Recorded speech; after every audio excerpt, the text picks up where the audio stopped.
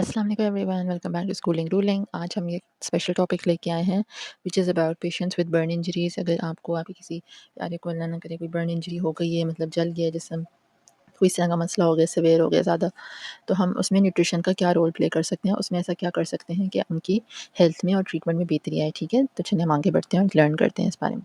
अच्छा, patient with burn injuries, Burns जो है ना, जलना जो है वो among the most severe injuries होता है दैट अ पर्सन में एक्सपीरियंस। एक तो पेनफुल और डिस्ट्रक्टिव अपनी जगह, लेकिन क्या कहते हैं, एक दूसरे बंदे को भी देखते मतलब तकलीफ होती है। ठीक है, आप उस बंदे का एक तरह से हेल्थ और ग्रोथ आप समझे रुक जाती है, इतना अरसा आपको उस पर वर्क करना पड़ता है। अगर बहुत सीरियस हो गया बर्न ना, तो बहुत वर्किंग होती है इसमें, बहुत तकलीफ भी वाली बात है, और आसपास के लोग भी, सबको, हर किसी के लिए मतलब एक चैलेंज होता है एक तरह से। ठीक है, बहुत तकलीफ होती है इसमें।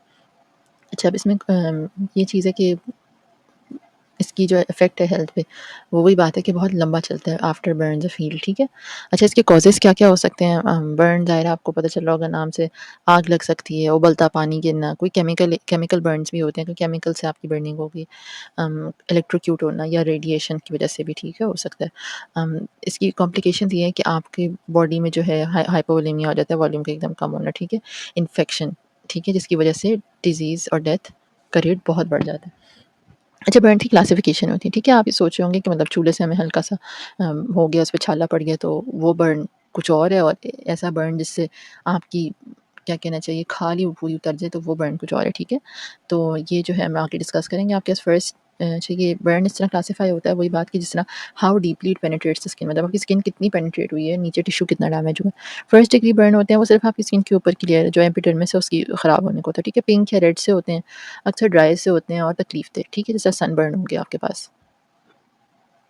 जैसे सनबर्न आपको पता है वो एकदम से टैन हो जाता है और फिर रेड होके जो है ना काला-काला हो जाएगा, और फिर उसके बाद जो है आपकी स्किन प्रॉपर तकलीफ़ करती है, प्रॉपर जो है ना ज़्यादा पील भी होती है, ठीक है? रेड और पिंक सी हो रही होती है, लेकिन ये पेनफुल होता है, ठीक है? ये बिल्कुल हल्का-सा कुछ नहीं। अच्छा, अब सेकंड डिग्री बर्नर्स में आपकी स्किन की सेकंड लेयर जो है वो पार्शियली जो है ना उसकी थिकनेस एपिडर्मिस और पोर्शन ऑफ डर्मिस ख़राब होते हैं, ठीक है? ये अक्सर रेड होते हैं, वेट और ब्लिस्टरी होते हैं, ठीक है? मतलब इसमें पस होती है, गीला हुआ होता है।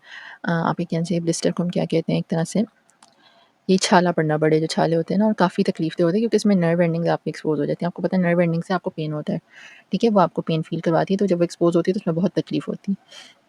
जो थर्ड डिग्री बर्न होता है, जो कि पूरी थिकनेस का बर्न होता है, जो आपकी एपिडर्मिस और डर्मिस दोनों को ख़राब करता है और नीचे टिश्यू तक जाता है, ठीक है? अब ये है कि उसके बाद आपकी क्या अपीयरेंस रह जाती है, आपकी वैक्स सी, व्हाइट सी, ठीक है? ब्राउन या लेदरी या बिल्कुल काली, और जैसा होता है ना जली हुई, उस तरह की होती है। ये बर्न्स इतने डीप होते हैं कि आपकी नर्व डिस्ट्रॉय कर देते हैं और आपको तकलीफ फ़ील नहीं होती क्योंकि आपकी नर्व भी डिस्ट्रॉय हो चुकी होती है। अच्छा, नेक्स्ट इमेज अगर आपको ट्रिगर होते हैं आप स्किन के उससे, तो आप प्लीज़ ना देखें। अम ये जो है फर्स्ट डिग्री बर्न आप देख रहे हैं कि पिंक रेड सा हुआ हुआ है, ऊपर से ज़रा सी रेडनिंग और इस तरह हुआ हुआ है। ऐसा लग रहा है कि जिस तरह ज़ोर से किसी ने पकड़ा हो, इस तरह का, ठीक है? अच्छा, उसके बाद नेक्स्ट डिग्री आप देख रहे हैं छाले पड़े हुए हैं मोटे-मोटे, ठीक है? ये इनमें पस भरी हुई होती है।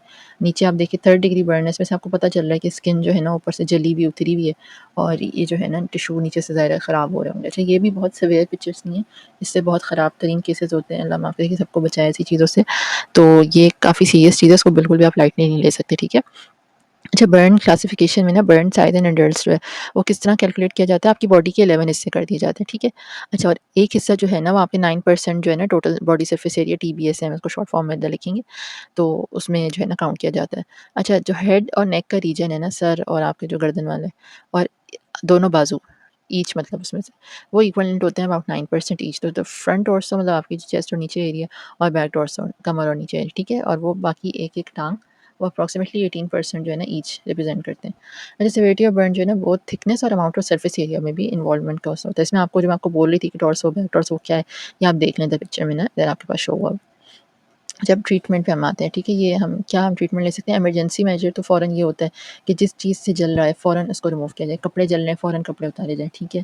जो भी अगर कोई मटीरियल चिपक गया उसको फ़ौरन रिमूव किया जाए। अगर कोई तेज़ाब से कोई केमिकल कंपाउंड्स हुआ है तो उसको फ़ौरन पानी से आप फ्लश करें, पानी उसमें से डाले जाएँ ताकि उसका असर ख़त्म हो, फ़ौरन उतरे, ठीक है? और जो ज़ख्म हुआ है उसका फ़ौरन क्लीन किया जाए, डेब्रिस में जो जली हुई ऊपर कूड़ा वगैरह है या ऊपर जो भी आया है, वो स्किन का डेब्रिस, उसको फ़ौरन रिमूव किया जाए, और फ़ौरन जो है ना अगर ब्लिस्टर या कोई डेड टिश्यू है उसको फ़ौरन जो है ना, डिब्राइमेंट होता है आपके बेसिकली ऊपर से स्किन या कोई बॉडी क्या कहना चाहिए, कवरिंग जो है ना उसको रिमूव करना, ठीक है? जो कि वेस्ट हो रही है। अब आप इसका मतलब कैसे समझेंगे कि मतलब अगर आप देखें कोई आपको ज़ख्म है, ठीक है, ऊपर ऊपर से आए जा रही है, उसकी स्किन आ रही है या स्कैब सा बन रहा है, उसको आप डिब्राइड करेंगे, मतलब आप उसको ऊपर से सरफेस तौर से रिमूव करेंगे जो फालतू है, जो कि आपके लिए सही नहीं है, ठीक है, जो आपके लिए नुकसान है।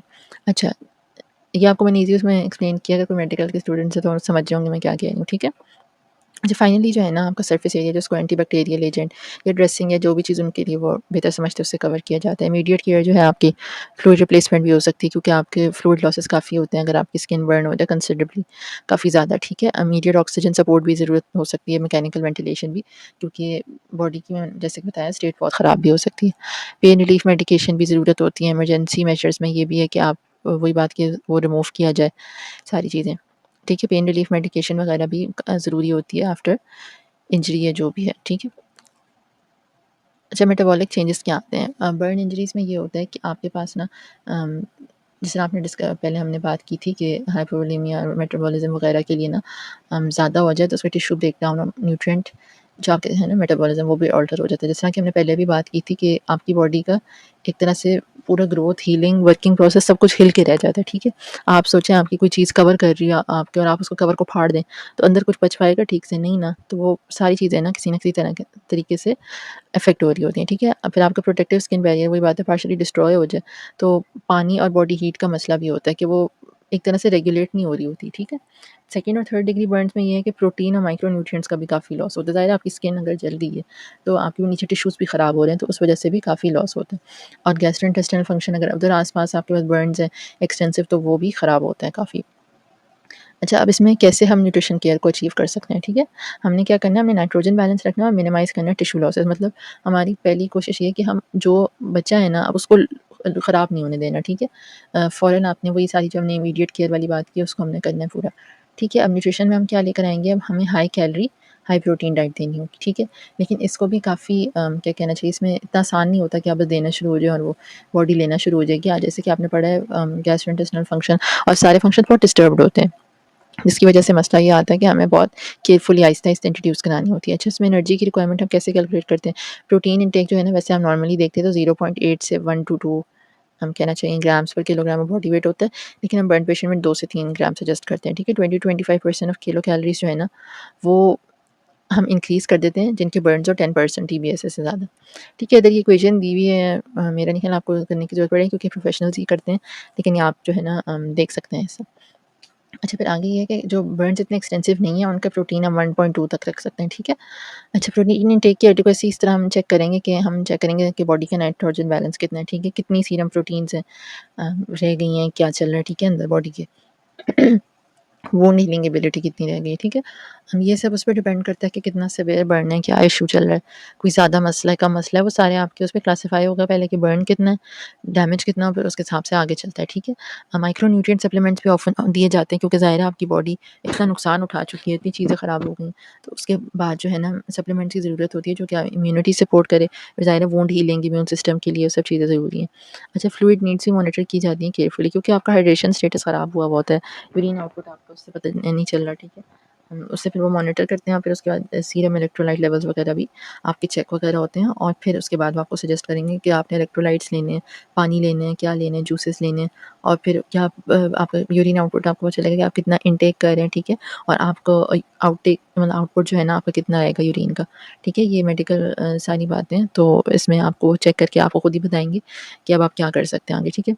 अच्छा, सम पेशेंट्स जो है ना उनको आगे इवैल्यूएट करना पड़ता है कि वो खा सकते हैं कि नहीं, ठीक है? ज़ाहिर है अगर आपको फेस पे इंजरी हुई है या हैंड्स एंड आर्म्स पे हुई है या फिर आपकी क्या कहना चाहिए ड्रेसिंग्स भारी-भारी लगी हुई हैं और बहुत बार आपकी ड्रेसिंग चेंज भी हो रही है और अगर आपको बहुत तकलीफ़ हो रही है, ठीक है? तो आपको पेन मेडिकेशन लगाते हैं जिससे आपको नींद आती है।